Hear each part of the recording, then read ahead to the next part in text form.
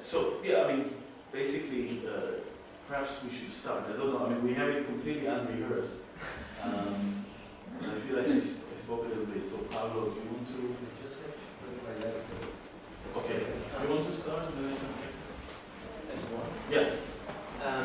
Sorry, this is Lorenzo Pezzani, PhD in the Center for Physical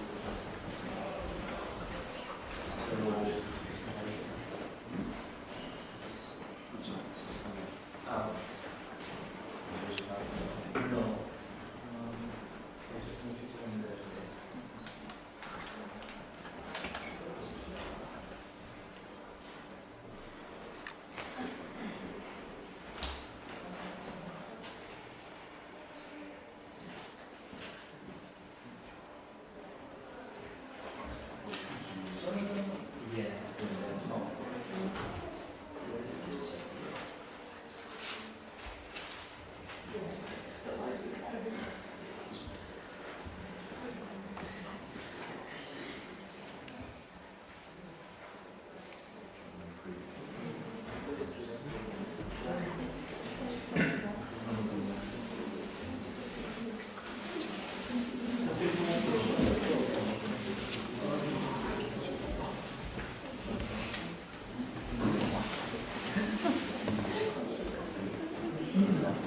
Okay, sorry for this.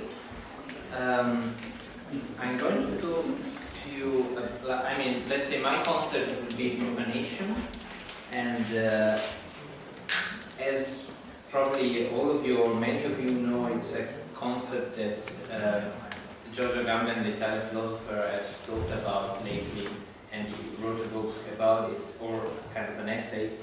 And by profanation, it means, well, it says, to profanate means to return to use something or what the sacred had separated and petrified. So he defined religion as something which removes things from the common use, and profanation is a counter move. So once you have something that is being petrified with religion, then profanation is something that gives back to common use.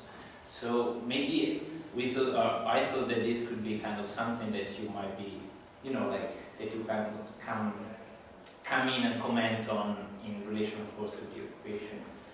And but since I'm not a philosopher, I'm an architect, I will try to talk about this concept as a sort of spatial practice. And so I will tell you very, very briefly this story about these villages. You have already seen some. This is a map of Libya. Libya was Libya was an Italian colony until the Second World War, from 1911.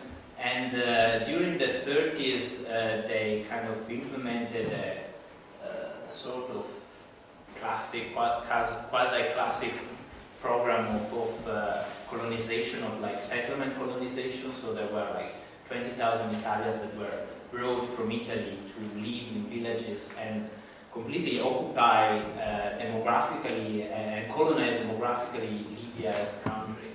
And I mean, this is something that happened in many other places, and there are like techniques and strategies that we know, like occupying the land in a certain way, and like with certain laws and with a certain scientific background that try to justify this occupation. And so this is just a map of Libya, and so this is the two areas where the villages were most concentrated. And so I will read now from a work that I did last year about this. And you know, like these images has a certain kind of character, and my idea was, you know, like I discovered these images, and then I wanted to go and see what was left of these villages, or what was happening now in these villages after the occupation has finished. So what I noticed, let's say, is that certainly the reality on the ground is much more complex than the aerial views made in the 1930s would suggest. What impresses us in those official pictures is the pure universal abstractness that the buildings depicted seems to have. So there's always kind of this wide circle on which many villages were built that seems to be the first trace of human presence in an otherwise apparently immaculate landscape, and the buildings themselves as a sort of model-like aspect.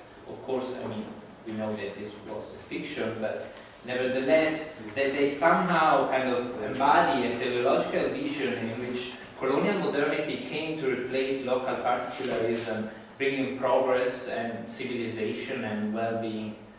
And of course, I mean, again, even if that is clear that it's a carefully orchestrated representation that the regime gave of itself, this ethnic vision of modernity has been such a powerful trope that the few description and photographic reportages on the present condition of the villages now, their present condition now, in Italy, still emphasizes this aspect, or like this kind of metaphysical, you know, but like as they were metaphysical art, or as in the Chirico painting.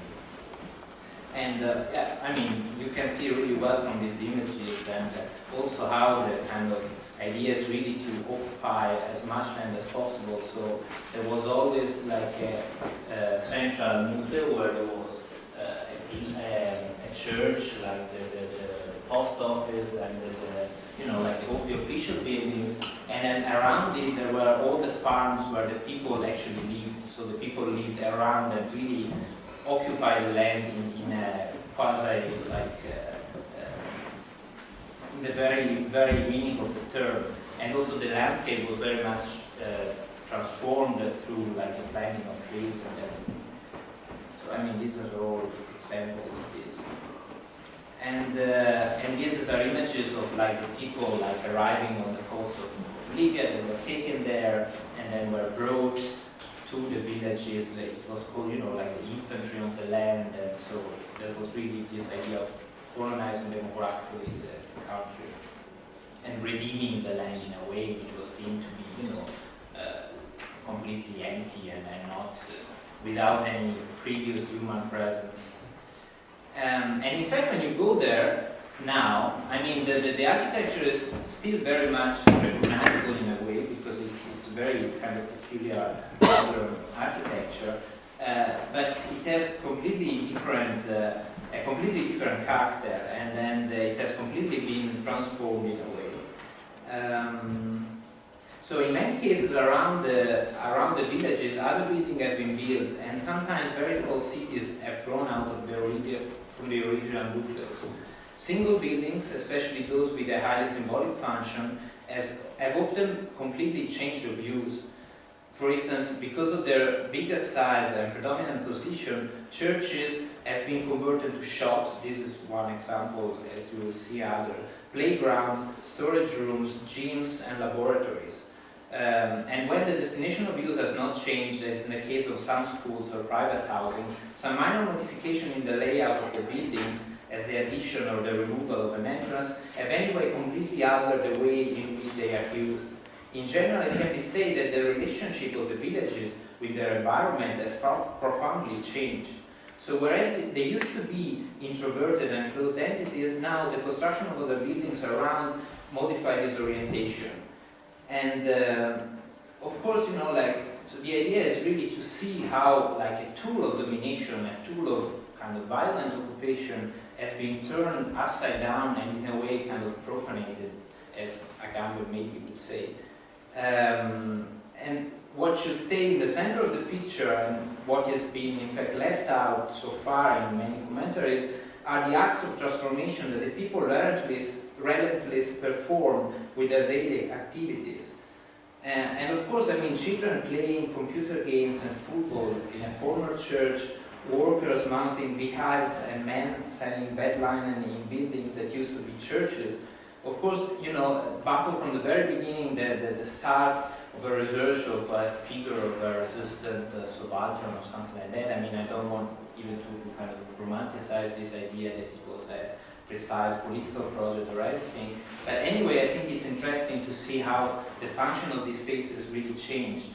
And so you see, like, there are all these buildings that were, I said again, like official buildings of the government that have now completely changed of use, and people are doing completely. This is a museum, and Now I'll show you a more video.